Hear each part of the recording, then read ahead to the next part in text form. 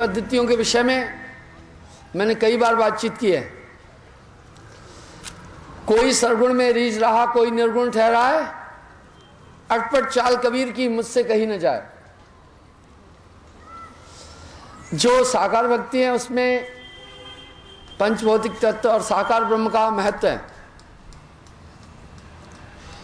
ये हम आप सब अपने इर्द गिर्द देख रहे हैं। लेकिन निर्गुण भक्ति में पंच मुद्राओं का विशेष महत्व है। निर्गुण भक्ति पंच मुद्राओं का महात्म बोलती है। अगर हम देखें तो निर्गुण भक्ति में पंच मुद्राओं का विशेष महत्व है।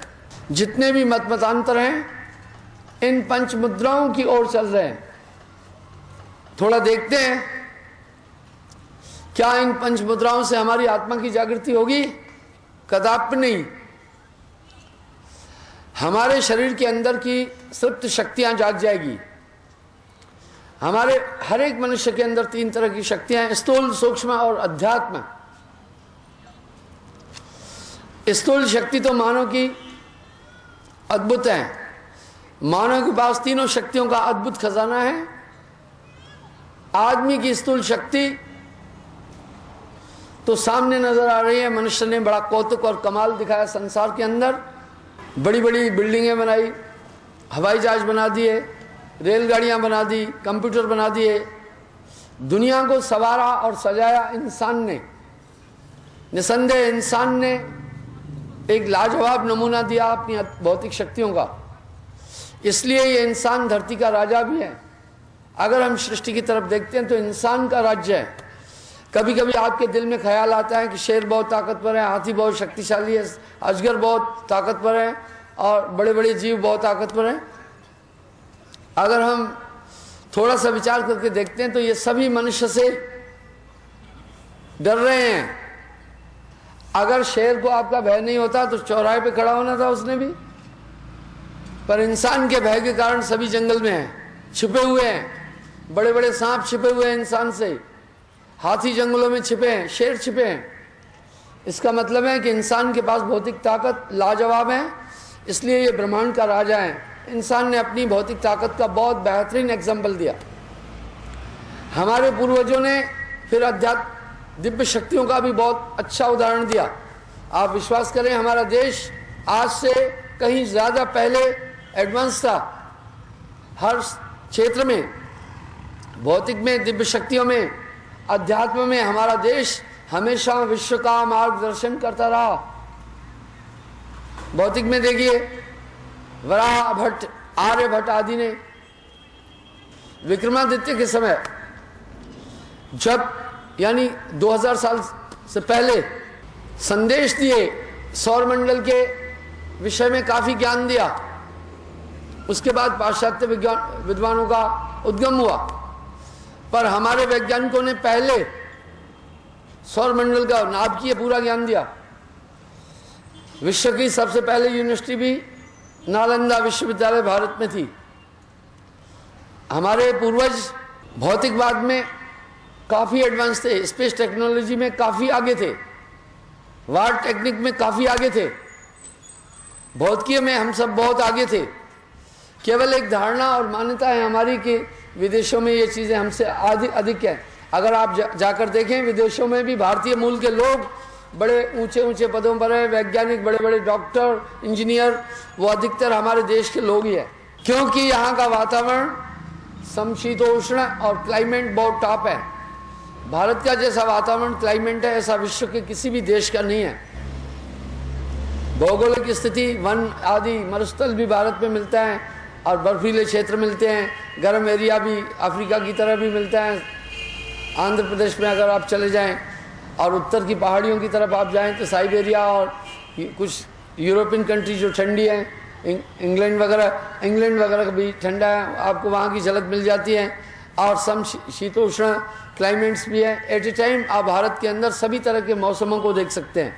ये धरा, ये पृथ्वी सही में परमात्मा ने इसको बड़ा संपन्न किया। इसलिए हमारे देश, ये देश बड़ा एडवांस था, बड़ा आगे था, हर शक्ति में आगे था। भौतिक में आप विचार करें, शस्त्रकला, समर में भी भारत कितना सामरिक दृष्टि से कितना महत्वपूर्ण था। विराट युद्ध में अर्जुन ने एक ही बाण से कौरव सेना, जिसमें भीष्म पितामह, द्रोण आदि, कर्ण आदि भी थे, सबको मूर्छित कर दिया, सबको मूर्छित कर दिया था। जान से नहीं मारा, मूर्छित कर दिया। इससे सिद्ध होता है कि हमारे देश में सामरिक विज्ञान भी बहुत एडवांस था। आप देखते हैं नागफास, ब्रह्मफास आदि अग्निबाण, ये आज के युग में भी मिसाइल्स और आणविक शक्तियां इतनी एडवांस नहीं है। अभी तक वो लोग इतने एडवांस नहीं हो पाए हैं जितने हमारे पूर्वज तब एडवांस थे। आप विचार तो करें कि बहुत ये था दिव्य शक्तियां। हमारे पूर्वज दिव्य शक्तियों को ठीक ठीक जगाना जानते थे।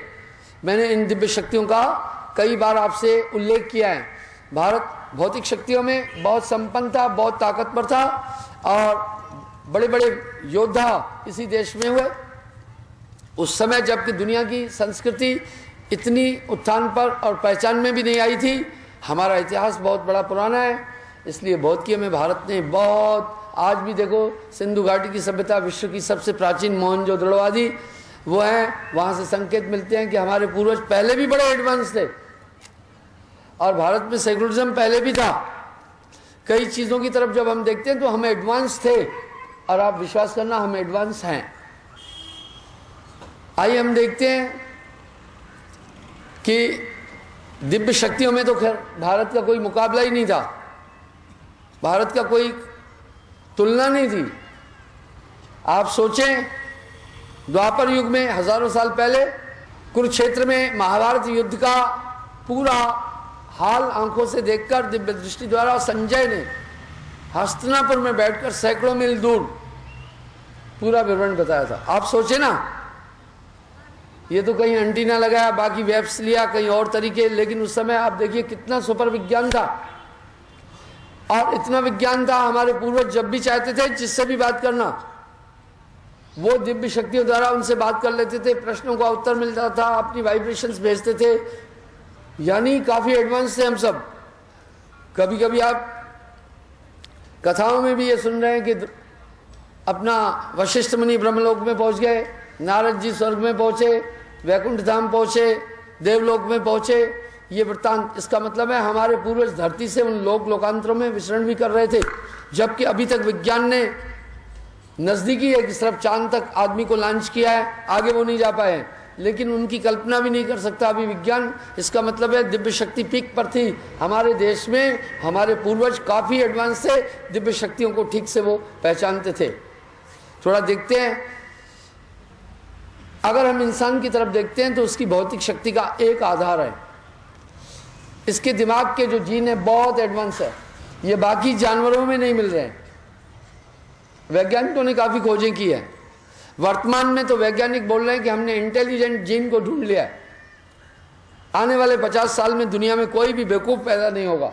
वो ये कह रहे हैं कि उस जीन को हम आदमी में रोपित कर देंगे, हमने उसकी खोज कर ली है।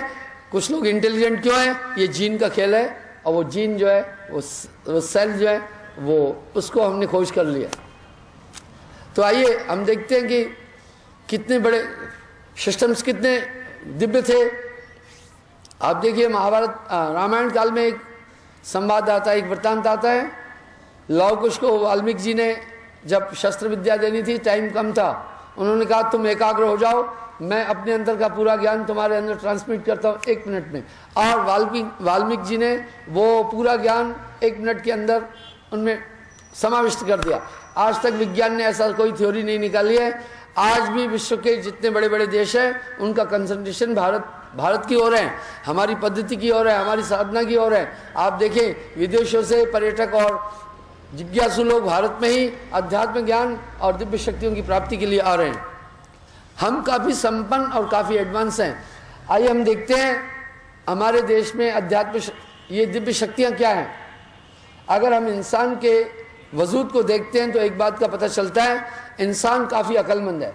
इसका मस्तिष्क बाकी प्राणियों की तुलना में काफ़ी एडवांस है। इंसान काफ़ी बुद्धिमान है, इसी की ताकत से ये पूरे ब्रह्मांड पर राज्य कर रहा है। कहीं इससे भी अत्यंत सूक्ष्म कोशिकाएं इंसान के अंदर और भी है। न्यूटन जैसे वैज्ञानिक एक बात कह रहे हैं कि मैंने अपनी बुद्धि की क्षमता केवल 13% इस्तेमाल की है, और बहुत कुछ इंसान के पास और भी है। और आम आदमी अपने दिमाग का इस्तेमाल, अपनी क्षमता का इस्तेमाल केवल 8% कर रहा है। यानी आज तक हम केवल 8% उन्नति पर पहुंचे, और जब ये इंसान उन्नति की पराकाष्ठा पर पहुंचता है तो बात ही क्या है, बहुत काफी उन्नति करता है मनुष्य, काफी उन्नति कर लेता है, लय होता है, प्रलय होता है, सृजन होता है, ये क्रम चलता आया। क्योंकि ये नर नारायणी चोला शक्तियों से सजा हुआ परमात्मा का प्रारूप है। ये ईश्वर अंश जीव अविनाशी, अतः इस आत्मा के अंदर बड़ी दिव्य शक्तियां हैं। ये आत्मा साधारण नहीं है, इस आत्मा में बड़ी अद्भुत ताकतें हैं। पहले हम फिजिकल की तरफ देखते हैं, बहुत ताकत है शरीर के अंदर। हमारे पूर्वज ऋषि मुनियों ने दिव्य शक्तियों को जागरूक किया।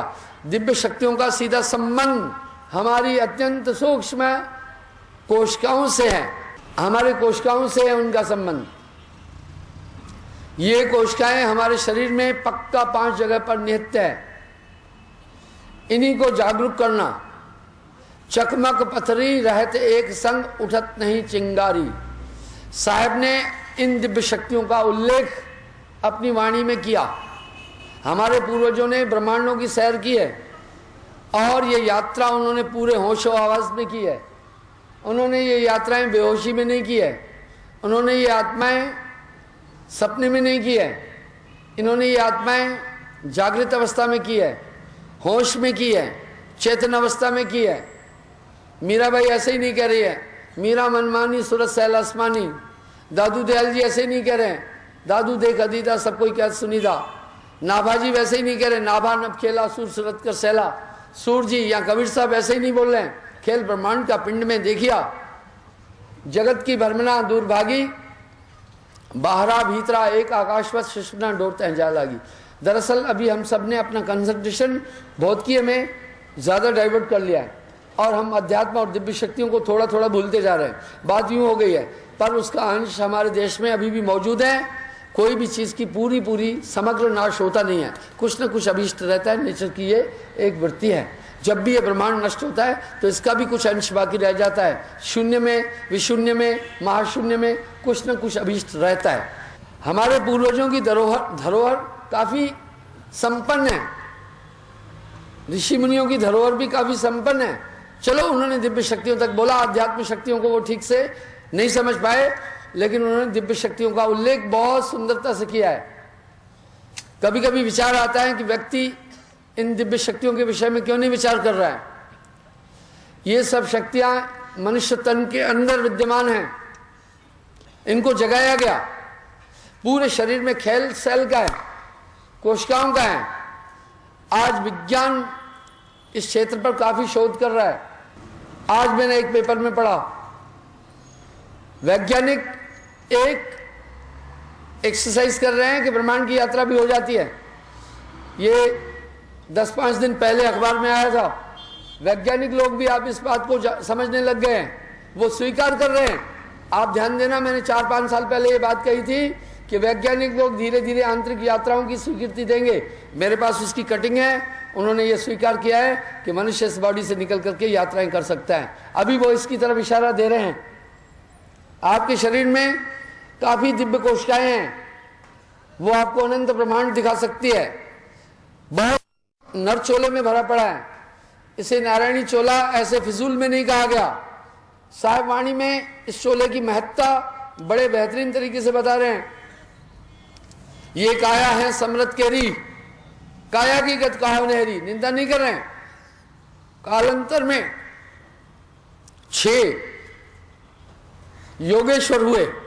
प्रथम शिवजी और अंतिम गोरखनाथ जी।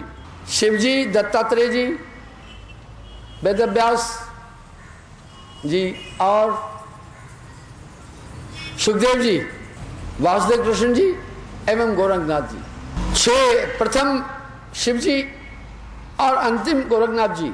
साहिब वाणी में एक बात बोल रहे हैं, सोचिए कि उनका शोध कैसा है। कह रहे हैं ये काया है समृत केरी, काया की गत काहो नहरी। कह रहे हैं शिव गोरख सो पचपच हारे। आप गौर करें, इस काया का भेद न पाए जो इतनी दीर्घ साधनाओं में बैठ करके महाप्रज्ञावस्था में बैठ करके युग युगंत तक का ध्यान करने वाले लोग भी इस काया का पूरा पूरा रहस्य नहीं जान पाए। न्यूटन ठीक तो कह रहे हैं कि मनुष्य अपनी, न्यूटन भी इसी बात का तो समर्थन कर रहे हैं।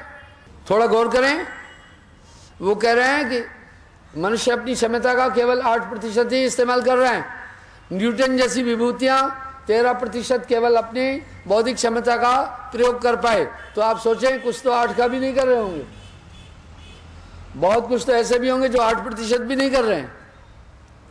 अर्थात इस मानव के पास बहुत रहस्य है। साहिब वाणी में फिर कह रहे हैं सबकी गठरी लाल है, कोई नहीं कंगाल। इशारा कर रहे हैं बहुत कुछ आपके पास भरा है। कस्तूरी कुंडल बसे मृग खोजे बनवाए, ऐसे घट घट साइयां मूर्ख जानत ना है। मृगा की नाभि में सर्वत्र कस्तूरी है, अज्ञानवश बाहर ढूंढ रहा है। मानव बड़ा संपन्न है भाई, ऐसे ही नहीं कहा ने, सुर दुर्लभ मानव तन पाया, श्रुति पुराण सदग्रंथन गाया, साधन नाम मोक्ष कर द्वारा, जे न पाए परलोक सवारा। मानव तन देवता भी चाहते हैं, देवत्व चाहता है मनुष्य बने, क्षमताएं बड़ी लाजवाब है। लोहा माटी हो गया पारस का क्या काम। साहब सावधान करके बोल रहे हैं, यही वक्त है, यही वेला। हे मनुष्य, तुम्हारे अंदर बड़ी दिव्य शक्तियां हैं, अपना महत्व जान। आदमी के पास बड़ी अलौकिक अद्भुत शक्तियां भरी पड़ी है। हम अपने भौतिक विकास के लिए तो विद्यालयों में जाते हैं, एक्सरसाइज करते हैं, प्रैक्टिकल करते हैं, कुछ अनुभव लेते हैं, अध्यापकों की शरण में जाते हैं। तो क्या हम आंतरिक दिव्य कोशिकाओं की जागृति के लिए बिना गुरु के कोई काम कर सकेंगे क्या? नहीं।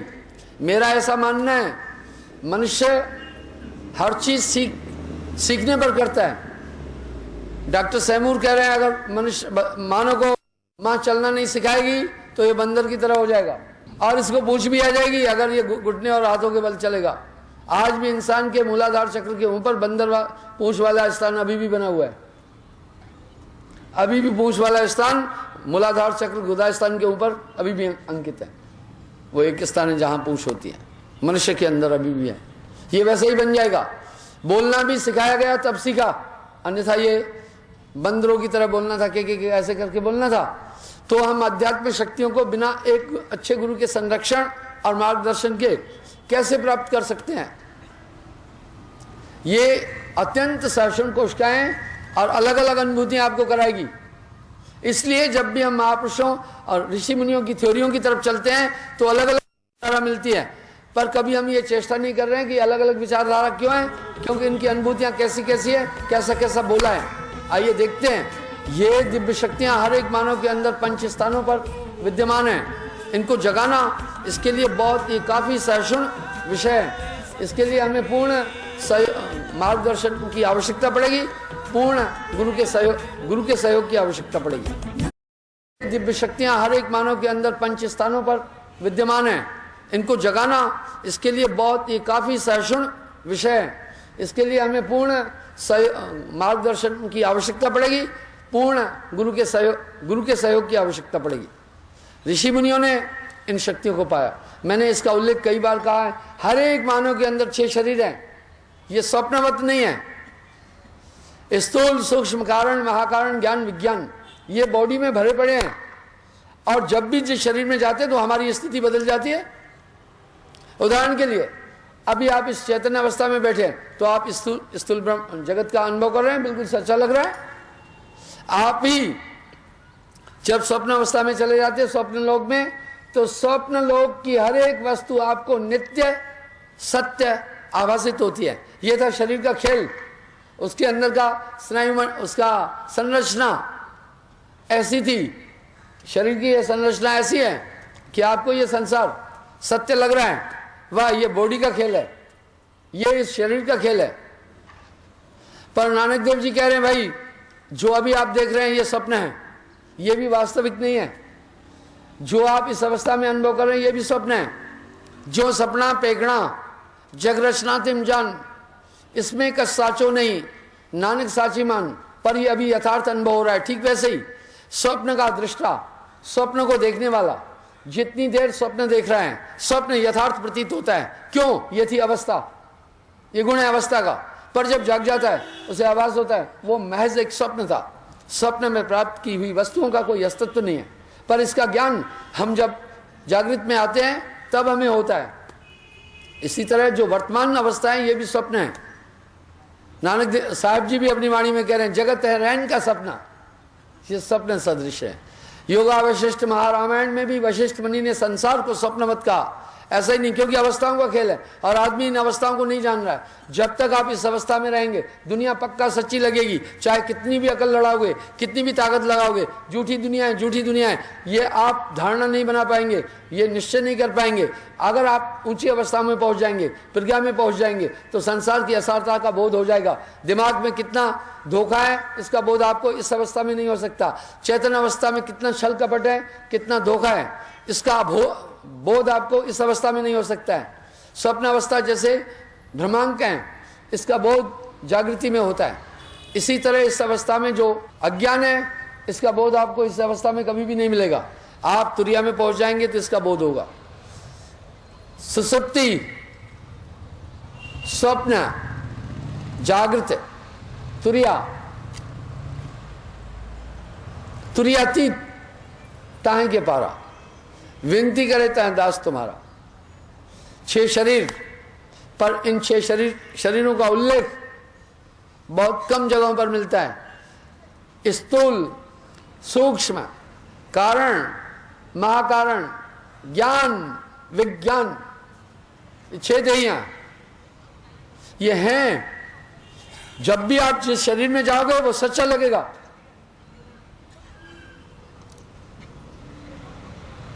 जो स्थूल शरीर है इसमें आप बैठे हैं अभी, इससे ये दुनिया देख रहे हैं, मायावी संसार, सब कुछ नित्य लग रहा है। सूक्ष्म शरीर की प्राप्ति स्वप्न अवस्था में होती है। आप स्वप्न में एक शरीर में चले जाते हैं, सब चीजें नित्य लगती हैं और तब तक नित्य लगती है जब तक आप उस शरीर में। कमाल यह है कि आप स्थूल से निकलकर सूक्ष्म में प्रवेश ले लिया, आपको पता नहीं है थ्योरी किस तरह से मैं इसमें से उठ करके लिप्ट होकर उसमें इंसेक्ट हुआ, आप नहीं जानते हैं। जीवन में आप बहुत सोए और अनंत बार, अगणित बार आप इस देह से निकलकर उसमें प्रविष्ट हुए। लेकिन अगर आपसे मैं पूछूं कि किस तरीके से आप गए, आपको नहीं मालूम है। उस समय एक जीरो अवस्था बनती है। ये कैसे जाता है इंसान, ध्यान दीजिएगा। जब भी इंसान सोता है, सोने के टाइम पर उससे पहले आंख बंद करता है, थोड़ा चिंतन करता है, एक जीरो अवस्था आती है पल भर के लिए, और निद्रा का एक झोंका होता है। इस अवस्था से आप यूं होता, सोने वाला धीरे यूं होता, ऐसे होता है, आप इससे निकलकर उस अवस्था में पहुंच जाते हैं। बस आपको इसकी सुध बिल्कुल नहीं रहती है। कहे कबीर कैसे रहे रव रजनी ठाम, दोनों अवस्थाओं में बड़ा डिफरेंस है। कभी कभी मनुष्य जागृत में भी स्वप्न में चला जाता है, पर वो जागृत उस समय गौण हो जाती है। अब साधक निद्रावस्था में, क्या निद्रावस्था ब्रह्मांक है? थोड़ा उस शरीर में बैठकर तो देखो, नींद निद्रावस्था में जो चीजें प्राप्त हुई उस समय सच्ची लग रही है, उतना ही सुख किसी वस्तु की प्राप्ति पर होता है निद्रावस्था में भी, जितना कि जागृत अवस्था में। राज्य की प्राप्ति पर जैसा आपको सुख मिले, उदाहरण के लिए आपको लॉटरी मिल गई 10 लाख की, आपको इस अवस्था में बहुत सुख मिलता है, इतना ही सुख स्वप्न अवस्था में भी मिलता है। अगर सपने में लॉटरी खुली तो सुख का पैमाना उतना ही है, स्केल उतनी है, उतना ही सुख मिलेगा। जागृत अवस्था में अगर किसी को फांसी मिल गई तो वो दुखी हो जाता है, स्वप्न अवस्था में भी अगर फांसी मिली तो उतने ही लेवल का दुख प्राप्त होता है जितनी लेवल का जागृत में। तो सोचिए ये कितना कमाल है। आदमी को यह भी नहीं पता चल पाया, स्वप्न अवस्था में चला जाता। देखो सूक्ष्म शरीर, कमाल है ये बहुत बड़ा। ये अवस्था और शरीर का खेल है, आप इसमें से निकलते चले जाते हैं। कमाल ये है, निकलते, एक्सप्लेन नहीं कर सकते। आप कैसे निकल गए आपको पता नहीं है। उस समय आपका कंप्लीट कॉन्शियस बदल जाता है, क्योंकि वो आकाश, वो सूक्ष्म तत्वों की बनी हुई देही है, ये स्थूल की है। देवत्व भी इसी शरीर में रहता है, पर वो स्वप्न में नहीं है। पितृलोक में भी सब लोग रहते हैं।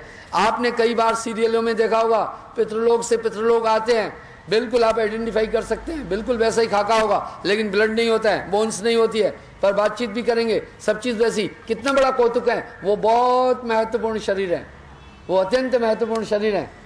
आप स्वप्न में देखते हैं सभी तो काम कर रहे हैं, लड़ाइयाँ लड़ लेते हैं, प्रेम भी कर लेते हैं, गुस्सा भी कर लेते हैं, मारपीट भी कर लेते हैं, सभी चीजें तो जो जागृत अवस्था में आप कर रहे हैं उस अवस्था में तो वो सभी काम कर रहे हैं आप।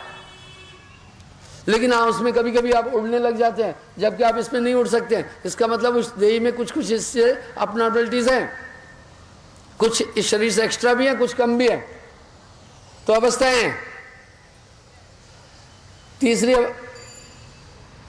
तीसरा शरीर है कारण। ये कारण शरीर भी लाजवाब है। अत्यंत कंसंट्रेट होने पर इस कारण शरीर की प्राप्ति होती है। उसकी खूबी क्या है, बड़ी लाजवाब है। वो जागृत और स्वप्न की मध्यावस्थिति में है कारण शरीर। स्वप्न वाले देही में नहीं है, जागृत में भी नहीं है। इतने खो जाते हैं आप, आपको जागृत अवस्था का भी पता नहीं चलता है। कभी कभी आप देखते हैं कोई आपको आके कहता है कहाँ खो गए भैया, कहाँ है ध्यान। कुछ चीजें हम सब बोल रहे हैं पर बिल्कुल ठीक तरह से आइडेंटिफाइड नहीं कर पा रहे हैं। आप सूक्ष्म शरीर में चले गए, अब आपको कुछ भी पता नहीं चलेगा बाहरी दुनिया का। आप बैठे होंगे, क्या हो रहा है आपको पता नहीं चलेगा, कौन क्या बात कर रहा है आपको पता नहीं चलता है। यह है कारण शरीर। और महाकारण शरीर, महाकारण शरीर में पहुंच गए पूरा फ्यूचर दिखेगा, रील की तरह दिखेगा। कभी कभी ये चीजें आपकी में आती हैं, क्या होने वाला है आपको अंदाज मिल जाता है पहले। कोई कभी कभी यूं होता है, कोई आने वाला है आपको उसका पहले ख्याल आ जाता है। ये वो शरीर है महाकारण शरीर। हमारे ऋषि मुनि इस बॉडी में बैठना जानते थे, ये कला थी। जैसे आप देखते हैं ना, आजकल लोग कंप्यूटर टेक्नोलॉजी काफी हाई हो गई है, मेडिकल साइंस में भी इसका महत्व हो गया है, हवाई जहाज में, अंतरिक्ष में। आप देख नहीं रहे, इनसेट 2B में ऐसे ऐसे कैमरे लॉन्च किए, ऐसे कंप्यूटर भेजे जो मौसम का समाचार भी बता रहे हैं, खनिज पदार्थों की भी जानकारी दे रहे हैं। देखा कितना सिस्टम है। कंप्यूटराइज युग में, हम कंप्यूटर युग में जी रहे हैं, हर जगह इसका महात्म बढ़ गया है। इसी तरह जाकर पूछते हैं ना कि महाराज ऐसा ऐसा है, देखिए कंप्यूटर बता देता है कहाँ क्या चीज़ है। अगर आपको बॉम्बे से किसी फ्लाइट को लेना है ब्रिटेन के लिए, इंग्लैंड के लिए, तो वो आपको पूरी कंडीशन बता देता है। आजकल तो यूँ है, अगर आपने टैक्स के लिए भी आपका नंबर फीड कर देते हैं वो वहाँ पर भी, और आपने नहीं पेड किया डिफ़ॉल्ट आ जाता है, और दोबारा आप जाते हैं वो पकड़ लेते हैं। कहीं कहीं आप टोल टैक्स पोस्टों पर आप देखते हैं, कोई गाड़ी अगर विदाउट टोल टैक्स पेड किए हुए गई, दोबारा जब वो नंबर आ जाता है वो डिफ़ॉल्ट में आकर के पकड़ लेता है। आदमी की इतनी मेमोरी नहीं होती। आदमी के पास खैर मेमोरी की क्षमता काफ़ी है, 2 खरब बातें एट ए टाइम याद कर सकता है। आदमी की तुलना वैसे कंप्यूटर कोई नहीं कर सकता है, लेकिन तो भी भौतिक में हम देखते हैं तो कंप्यूटराइज युग में बहुत सी उपलब्धियां भी हुई है। तो महापुरुषों के पास लोग जाकर पूछते थे, महाराज हमें ये बताओ, ये काम करना है, थोड़ा आप देखकर बताओ ये काम ठीक होगा या नहीं। देखकर कैसा बताए। अब यहाँ विचार आइए, हमारे सबके अंदर एक धारणा है, हम उनसे क्या करें, आप थोड़ा अंदर से देखकर बताओ। इसका मतलब है हम सबकी ये धारणा है कि कुछ अंदर में सिस्टम है, ये जानते हैं देखना, ये जानते हैं देखना, आप देखकर बताओ। क्योंकि हम नहीं देख पा रहे हैं, पर आपके पास ये दृष्टि है, अंदर की निगाह से देखकर बताओ ये काम कर रहे हैं, शुभ होगा या नहीं। आज्ञा लेने भी जाते हैं, कभी कभी आप भी गुरुजनों से आकर के आज्ञा लेते हैं, परमिशन लेते हैं कि महाराज ये काम करूं। यह है महाकारण शरीर। बड़ी क्षमता है इसके अंदर, बड़ा ज्ञान है। अभी से 1000 गुना ज्यादा ज्ञान उस अवस्था में, उस शरीर में है। ये शरीर प्राप्त होते हैं, सूत्र हैं कुछ, सभी ऐसे अपवाद नहीं, ऐसी झूठी बातें नहीं है। इस पर काफी रिसर्च चल रहे हैं। जब मैंने 2-4 दिन पहले ये बात पढ़ी कि शरीर से निकल करके भी यात्राएं हो सकती है, विज्ञान ने ये स्वीकार किया, मुझे बड़ी खुशी हुई। आपको ध्यान, 5 साल मैंने कहा था 5 साल बाद वैज्ञानिक लोग इस तथ्य को मानने लगेंगे। देखा वो अभी भी आ गया। आप देखते चलिए, मुझे मालूम है कि मनुष्य का विकास किस सीमा तक होना है। इस तरह आप पूरा भविष्य देख सकते हैं। सब चीज उस महाकारण शरीर में ये ताकत है। तभी तो साहिब वाणी में कह रहे हैं, सबकी गठरी लाल है, कोई नहीं कंगाल। ये क्षमता सबके अंदर भरी पड़ी है। प्रकृति की ओर से। इसलिए हमारे ऋषि मुनि इसमें काफी एडवांस थे। अभी धीरे धीरे ये लुप्त होती जा रही है। आदमी थोड़ा बाहरमुखी हो गया, मटेरियलिज्म में ज्यादा उलझ गया, भौतिकीय जगत में उलझ गया। लेकिन ये बात नहीं है कि ये चीजें खत्म हो गई है, अभी भी है। इसलिए हमारी आस्था हम सबकी अभी भी बरकरार है। अभी भी कोई ऐसी, वैज्ञानिक युग में जी रहे हैं हम, अभी भी कोई ऐसी बात होती है तो हम जल्दी पहुंच करके महात्मा से, गुरुओं से पूछते हैं। यह है महाकारण देही, इसमें बहुत बड़ा ज्ञान है। यह दूसरे तत्व की बनी हुई है, यह भी आकाश तत्व से सज्जित है। आप सोचें, पितृलोक में आदमी पहुंचा, वहां से याद है मेरे बेटे हैं, मेरा घर वहां है, आपके पुरखे आ जाते हैं। इसका मतलब है कि यहाँ विज्ञान थोड़ा बोना हो रहा है नहीं, कि हमारी जो मेमोरी की नाड़ियां हैं वो हमें याद दिलाती है। अब वहां पर तो नाड़ियां तो चिता में जल गई थी, तो उसको कैसे पता चल रहा है गुप्ता जी के दादा को कि साडा पुत्र उधर गुप्ता बैठा हुआ है, काम कर रहा। थोड़ा विचार तो करो ना, बातों में तर्क है। इसका मतलब है कुछ सूक्ष्म है इस देही में। और सच ये है कि विज्ञान वहां तक अभी तक नहीं पहुंच पा रहा है। विज्ञान को ये बात तो स्वीकार करनी है, और विज्ञान इस बात को स्वीकार कर रहा है। वैज्ञानिक नहीं कह रहे हम पीक पर हैं, वो कह रहे हैं हमें बहुत कुछ सीखना है, वो कह रहे हैं हमें बहुत कुछ ढूंढना है। अभी तक उन्होंने पराकाष्ठा या अंतिम विराम नहीं बोला है अपनी विज्ञान का। वो कह रहे हैं हम आगे बढ़ना है। और तो छोड़िए, स्पेस का भी उनको कंप्लीट ज्ञान मिला ही नहीं अभी तक। भौतिकीय में भी वो तो नई नई भी आते, अभी तो कह रहे हैं एक आकाशगंगा नहीं है, करोड़ों आकाशगंगाएं हैं। अभी वैज्ञानिक तो ये कह रहे हैं एक सूर्य का परिवार नहीं है सौरमंडल में, ऐसे करोड़ों सूर्य घूम रहे हैं, करोड़ों सूर्य के परिवार हैं। संभव ऐसी और भी सृष्टियां हो। पहले तो वो कह रहे हैं एक ही सूर्य है इस सौरमंडल में, बाकी उसके 9 ग्रह हैं। अभी वो 10वां ग्रह भी बोल रहे हैं, और एक ग्रह का दर्जा भी छीन रहे वैज्ञानिक लोग। तो अभी तक उनको कुछ भी जानकारी नहीं है, थोड़ी थोड़ी जानकारी है।